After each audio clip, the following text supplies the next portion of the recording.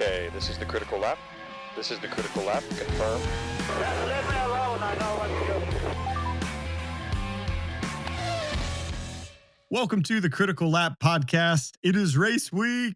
Daniel, how are you?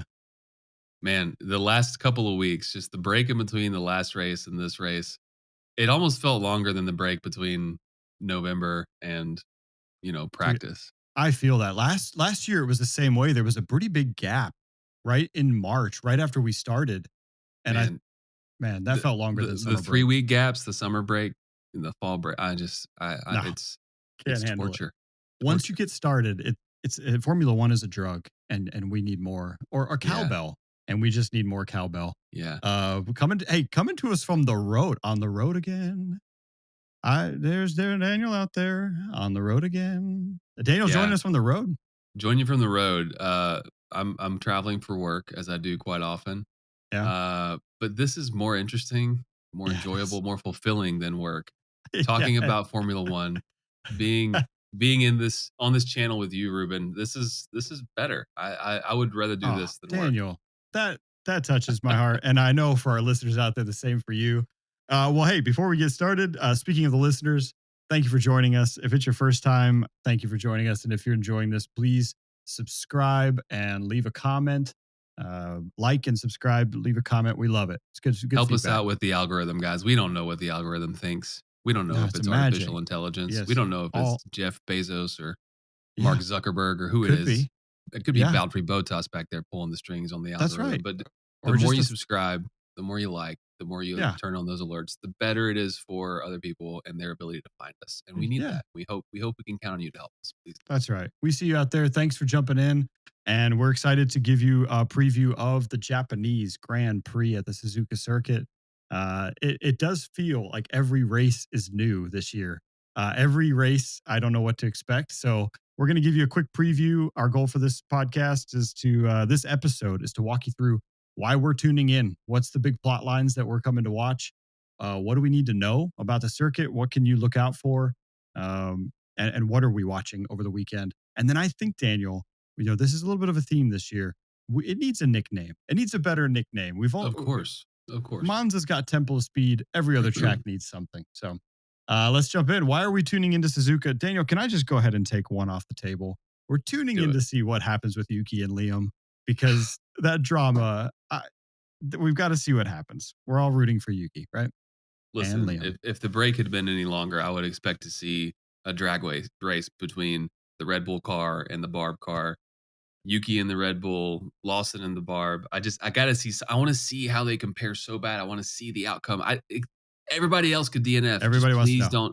Please, Yuki and Lawson, don't DNF.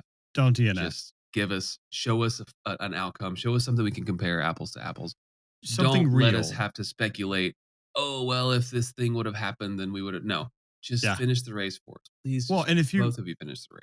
Because we've been enjoying keeping up with it to a point, but in the last week or so, it was Helmut Marko said this, but he said that Adrian Newey said he didn't want Yuki Tsunoda in the car, and that Adrian Newey's wife said that's not true. And I think everybody is done with all of the chit chat, and we want to actually see them on track. I want to see Liam in a good car without the strain and stress, hopefully performing well in that Racing Bulls car. And I want to see, or Barb, for the new listeners out there, you don't know that Daniel prefers to call that car Barb. And I want to see the algorithm Yuki corrected it to Barb for me, guys. I type V carb. My device tells me Barb. Yeah, we're mercy of the algorithm. We all want to see Yuki do well. It's his home Grand Prix as well. So Yuki in a Red Bull last year on that Honda engine. So exciting to see that. Exciting to see him in the car and performing well. What else are you tuning in for, Daniel, on this race? Moisture. Rain is predicted for Sunday. Last I checked, there's a 75% chance of rain. I would prefer if you call it rain, and I think I'm speaking on behalf of our listeners. Oh, man. Okay, fine. From now on, it's just rain. But yeah, I'm tuning in for rain. I'm tuning in because I like F1. I'm tuning in for Yuki. I want to see. By the way, Yuki, if you're listening, no pressure, buddy. No pressure. It's your first race in the Red Bull in front of a home crowd. Don't crash out on the formation lap. Yeah, Honda's shelling out the cash, the big bucks for you to have the seat for the rest of the year. No big deal. Don't worry Yeah. about it. Can you Just do your imagine if thing. Liam crashes the Racing Bull on the formation lap and Hadjar's like, been there, buddy? Like, that is not the same thing. We are not in the same situation Uh, here. yeah, yeah, yeah. Well, Liam, I hope Liam catches a break this weekend. I mean, the rain is going to make it fun. I will say I'm having flashbacks a little bit because as you've already called out my hat tonight. I got the hat because I actually work with Atlassian software from time to time, and so this was a perfect Mm-hmm. hybrid of the Williams hat with the Atlassian logo built right into the middle of it. Um, So this is not a or podcast about late '90s, early 2000s indie pop. Is that what you're saying? If you're talking about Weezer, yes, of course it is. It's always going to be a podcast about Weezer. Why Okay. wouldn't it be? But Yeah. no, it's not. What I was going to say was I'm tuning in to see, is the Williams hype train still alive? Because a lot of that was based on Sainz. I was so excited for Sainz. He crashes out of the first race. The second race weekend of China, he just kind of wasn't there. Yeah. I think we've made a joke about, like, I think he raced. I saw his acronym on the list in China. I want to see if he can step up and help lock Williams in as a true contender at the top, because right now Williams is doing quite Yeah. well. Yeah. And Very proud if of Williams. Proud of the fact that like we sort of did these preseason predictions and I thought Williams was kind of the dark horse to be, best of the rest or whatever. right, But, I would say Sainz's game is going to be a long one. I mean, we saw what Lawson has done in the Red Bull. That's I think a function of no practice. You're literally mhm, practicing live in front of everybody. Yes, there's practice and testing and all that kind of stuff. It's just not the same as actually being visor down in a right, Grand Prix or in qualifying. So, Sainz is a very talented guy, great driver. He's driven next to Max in Toro Rosso. I mean, he's performed really well at Ferrari. right, Uh, he couldn't keep his seat versus Mr. Ferrari, and when it came time for Hamilton to join the team, but yeah, he is nonetheless extremely talented and just I expect he'll have sooner than later a show out performance in the Williams. in the He'll get his Williams, feet under him. yeah. He'll do it. Now, is that this week? Our 2 races, 2.5 races, whatever you want to call the season so far. Is that enough? I don't know. Well, There's a it lot of should. season left. I mean, I think that's why it should be. I'm looking at the driver standings this year. Albon is number 6 right now. He's 6 in the rankings in the Williams, and the Huh. Williams is ranked number 4 as a team, Ferrari, because of consistent performance by Albon. Because right now, Albon is the only one on that team scoring points. So Mhm. 16 points for Albon, 1 for Sainz. If Sainz is able to contribute at the same level and they had double that number of points, they would be contending right now with Red Bull for the 3rd spot. That's an exciting prospect to me. Now, I also think that's not. It's a couple races in, and like I said, every race is a new season, and that's what's exciting about this one. We could call out any number of plot lines and storylines. The fact is, we don't have a trend yet. We've got 2 data points. That's right. Yeah. And this one, I'm excited about getting a 3rd one on the map, and that's a big plot line for me. Is, can Sainz start getting some momentum back? He had some comments this week along the lines of, I don't know, like the performance fell off. I'm not really sure where that performance went. He's confused by it. I'm hoping that means a bit of a fluke last week, and we're going to see him returning to form. But that's one plot line for me. Yeah, he's been described as almost as much of an engineer as he is a driver. He really does have a technical mind for what the car does and how to set it up. So I don't doubt that he can get it quickly. He can get it figured out quickly. Yeah. So yeah, I would love to see him do something this week. I think that he should be able to outperform Albon. Albon's advantage here is more laps in the Williams car, more time in that car. Right. But Carlos has been around a lot longer than Alex. So uh, yeah, I would expect sooner rather than later. It would be great to be this weekend for sure. Yeah. I mean, that's a big one for me. And I want to make sure I'm clear too. Obviously, I expect McLaren's to be at the front. I expect those 2 drivers to be competing. I just think in terms of the unknowns and the unknown things that we're looking for at this race, can Sainz bounce back? Another one I'll throw your way, and I'll just ask you, Daniel, what do you think about Ferrari? Are they bouncing back this week? Oh, Ferrari's going to have so much to prove this week. They're going to have that bad taste in their mouth of being disqualified, of being tied for with Williams right Right. now. They're going to be hitting the grid with a vengeance. Now, is that gonna help them? Is that extra point to prove or that chip on their shoulder going to be good for them, or is it going to force them into more mistakes? If Right. there is moisture on the track this weekend, whether it's all weekend or just Sunday, we don't know. But if there's that added factor of uncertainty, what does that do for Ferrari? I would say that if I'm Leclerc, if I'm Hamilton, I'm just rabid with rage and trying to get back there and quickly catch up to the points that I earned and then lost 2 weeks ago. We'll Rabid see. with rage. Man, I can't even picture maybe Hamilton. I don't know that I can picture Leclerc as rabid with rage. He just seems too collected. Mr. Ferrari is very collected. The But only no, way you'd know I if agree. They've Leclerc got was rabid with rage is if he was slamming the keys a little harder on his piano. When he's just, and then just you might play it if you out. know him well enough, Play you it might out, be like, "Hey, Leclerc. Charles, are you okay?" It's like Mr. Rogers. Just let all that frustration out through the piano.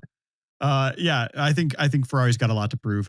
I think it's got to be incredibly frustrating that a double DQ, a double DQ DQ, yeah. for China. That's different. No, they Um, effed. They for sure effed. They did not DNF. They effed. no, So yes, they did. it's it's In a fact, it's a DQ, a double DQ. well, and what hilarious we were talking about Leclerc's front wing getting broken off, and then he was Gaining disqualified for performance. weight. Yeah. Yeah, for being Yeah. underweight. Yeah. Now it had nothing to do with the wing. They'll put a replacement wing on to test that. But then Hamilton's wing did not get broken off, and presumably had more downforce and had the plank ground down too Yeah. far. So Too much they've a downforce, in fact, little bit too because it much. wore down the bottom, the bumper. Yeah, The what's the taking what's off the technical term for those? isn't it Ruben? the it's like this it's the skid plate or something like that, but I the think it's bottom the of I the think it's the car. the Sparky slidey thing. Well, they've gotta come back. I mean, ideally, they come back in strong form. They make a minor adjustment. They don't get double disqualifications, and they're jumping up into third, place and hunting down second. But there's a decent lead right now for McLaren and with Mercedes. I think a couple more races with McLaren at the top, and they're going to be walking away from everyone else. And we're going Absolutely. to be talking about, frankly, a big battle for third and fourth. Right. So that'll be exciting. Why to watch Suzuka? Suzuka, my understanding, Daniel, and I'm not a driver in F1, is that drivers love Suzuka. The Grand Prix circuit is one of the most fun, big combination of some of the highest speed turns and kind of Speed medium speed turns. Yeah. turns. Okay. Lots of just, I don't know. I've only ever driven Suzuka in digital form, but it is enjoyable. It's a fun one to play with. It also interests me because there's a tunnel, right? It loops under Right. itself. I think that's really cool. I think there's that complexity and that kind of thing is interesting. It doesn't really happen at any other tracks that I know of. I mean, it Nope. happens at Monza, but not under a part of the track that is used today. Right. So I think it's a cool aspect of it. Yeah. It's the only cross with the only track with a crossover. Singapore looks like it has one, but Yeah, it doesn't. They yeah. just get very close. It's just a weird, Um, like, 2 corners, just, like, back kinda thing. Yeah. Well, and what's interesting to me is whenever they talk about certain tracks, they'll say drivers love this track, or they'll say they love racing here, and sometimes those are different things. They love this track. Suzuka is one of those where I think they both love the track and they love racing in Japan. The track because it's a high speed curves and corners. I think one described it as that you don't really ever get a break, but it's fun, right? You're kind of always going into these giant sweeping turns. You always have to be on it. When you put a lap together, it feels good. And Mhm. then you have the venue and the super supportive Japanese fans that kind of come out in full cosplay, dressed up, incredible outfits and things like that. And just great support for teams across the board and for drivers across the board. Yeah, to me, Suzuka seems like one of those tracks that's not drawing inspiration from other tracks. It's not derivative of other tracks. It really is its own thing. Um, and to your point about liking racing versus liking driving, I think some tracks are even designed to just be challenging for drivers. Um, they lose a ton of weight sometimes because of the heat or because of the physical output that's required, or it's just you're always on the margin, and there's never just like you said, it's hard to put that good lap in. Right. So I also like to think that enjoyment drives a little bit of positivity, and that positivity probably drives some performance, and you Yeah. know, hopefully that all manifests Yeah. in a way These are, that we like to see. I mean, the drivers are humans, right? They show up to a track where they like the track. It's a good weekend. They're a little bit more hyped up. A couple special liveries coming in and things like that. So that's good to see. It, I think Yeah, I hear Monaco, Yuki for Tsunoda's car instance. is going to look different this week. Well, I know his livery will look different, but yeah. So Yuki Tsunoda's car will look a little different. Liam will look a little different. I was thinking Monaco is a perfect example of one where you never hear drivers talking about how great the track is, but you always Yeah, hear them talking about how like Monaco is Monaco and it's a great right. place to be. But race will be super late or super early, depending on how you count. April 6th at midnight Central Time or 1 a.m. Eastern Time if you're in the United States. For those of you those of you in Europe, a nice early morning for you. So, Yeah, Daniel, and for I those of feel you on Eastern or Central Time, doable. doable. Yeah, yeah. Hang in there. Stay up nice and late. Just be there for the race.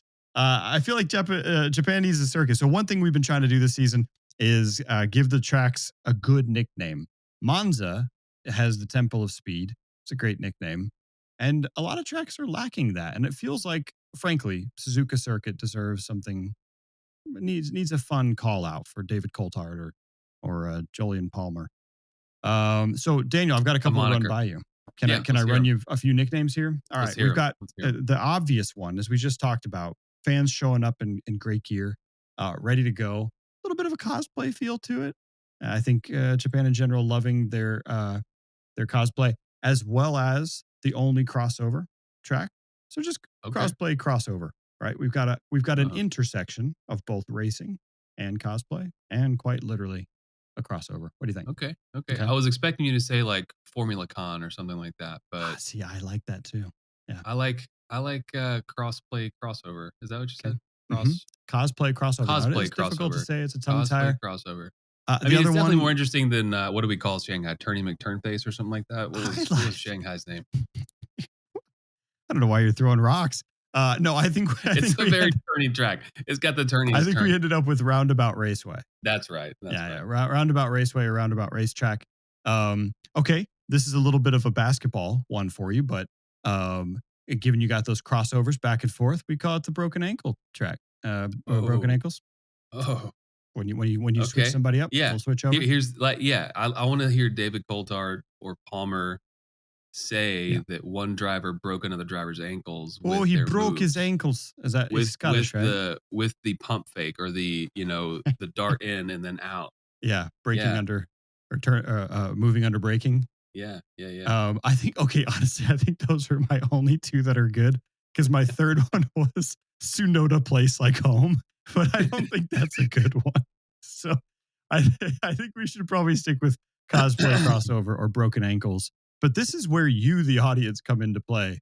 We have cosplay crossover, broken ankles, or if you really like it, Tsunoda Place Like Home.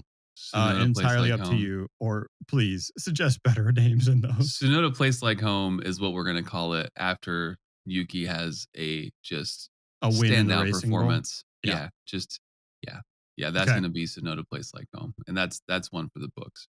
So let's Uh, let's not jinx anybody, but right. I think let's do some foreshadowing here. Sonoda Place Like Home. I love it. Okay. Let's do some quick podiums. Daniel, who do you have on your podium? First, second, and third place going into the weekend. I have some very unexciting ones, so I'll go ahead and give you mine. I mean, your unexciting one is probably the same as my unexciting one. So you want to say it on the count of three? Yes, first place. One, First two, place, three. Verstappen. Norris. Oh, okay. Why Verstappen? It's moist. The moisture. Yeah, because of the moisture. He is fantastic. I have him in second place. I've got Norris in first. Okay. Okay. Very, Fair I've got enough. Yeah. basically the same lineup you would have in Australia with Piastri in third. I think Verstappen is good enough to hunt them down, but I don't think we lose Piastri in this one. I'm with you there. I don't think he'll make the mistake twice. Not that I blame him for what happened in Australia, but I think he'll be just extra cautious. Um, you know, Norris, I mean, he performed well in Australia in the wet, so I don't know why he wouldn't be number one. I should have thought of him first because he's in a better car technically right now. I just, Max is just, he's the all time wet conditions driver. Yeah. I mean, Tsunoda, Yuki, what was his performance at Brazil last year? I forget the stats. I think Strong. it was. I think he started P3 in qualies and then P7. Yeah. He did very well. Yeah. Yeah. So In that would be a fantastic result. Get Verstappen and Yuki up in those top three. I mean, what a statement, right? We'd be talking for the whole next week about how Red Bull was a serious contender at that point. Okay. Who did you have? Second, third? You got a second, third lineup? You got Verstappen on the first step? Yeah. I mean, I think you got to put a McLaren on the podium. Yeah. One or both, just like you did. I think Verstappen's close, whether he's number one or not. Who knows? The car, he may just not be able to compete against the McLarens. But Hamilton's a good driver in the wet. So if Ferrari can bring an upgrade in performance or in car setup that makes him a little bit more competitive, and they can not get DQ. I mean, maybe. I hear you on him being good in the wet. At the same time, I mean, we saw this a little bit in Australia. I get it. That's his first race. But at the same time, it feels like a lot of what makes a driver good in the wet is incredibly great feel for the car. And I think that's why not only is Verstappen great, but we've already established he's got a really good feel for that car. A good enough feel that he doesn't spin in the dry. And so I don't know that Hamilton is it's going to take him a little time to warm up to that Ferrari where, he can literally feel it in his backside, right? Like, do I have grip going on the corners or not? But good point. Right. I don't have Mercedes up there very much because, Antonelli's a rookie, and I think you do need some good, team action to, protect your way through the grid and through the race. You never know. I mean, Russell's experienced. I don't want to say one way or the other Russell in the wet, but without good team, if the Mercedes qualified too far apart, then you're going to have vulnerability. Yeah. Well, like I said, I know my picks are boring. I've got Norris, Verstappen, Piastri, and we'll kind of see what plays out. I think that's what probably will happen, but I would love to see some differences. Okay, I think that's just about it. Before we leave, I do have one quick reaction for you, Daniel. Sure. Who's got the best special Japanese Grand Prix livery? The Red Bull white or the Haas cherry blossom pink? I'm going Haas. Wow, really? Yeah, I'm a cherry blossom guy. I'm not a cherry blossom guy. Go ahead. You like that? I mean, I think that's the right way to do pink on a race car. Special livery. Yeah. Tie it to the theme of the. That's right. You didn't like Alpine. You thought Alpine was go back to our reveal party review, guys. Yeah. Okay. I thought it looked great right up until I saw that Red Bull car, and I without irony, I think that white Red Bull car might be my favorite livery of the season so far. Man, that thing is sharp. That's my opinion. Well, that's it, everybody. I think we've got a good race coming up. We're excited to review the race. We'll be going through a full race breakdown after the race on Sunday. But just buckle up. Get ready for a good race. Yuki, if you're listening, break a leg, buddy. Make sure you watch that qualifying session on Saturday. That's going to probably be your dry laps. And so you'll probably see some good performance there no matter what happens in the race. And if you're liking it, please leave a comment. Give us your top 3, your podium finishers. Maybe also your favorite livery. And if you're liking the critical lap, please share, like, subscribe, comment. And thanks as always to our legendary pit wall producer, Chris P. Thanks, Chris. And we'll see you next time on the Critical Lap. Bye, everybody.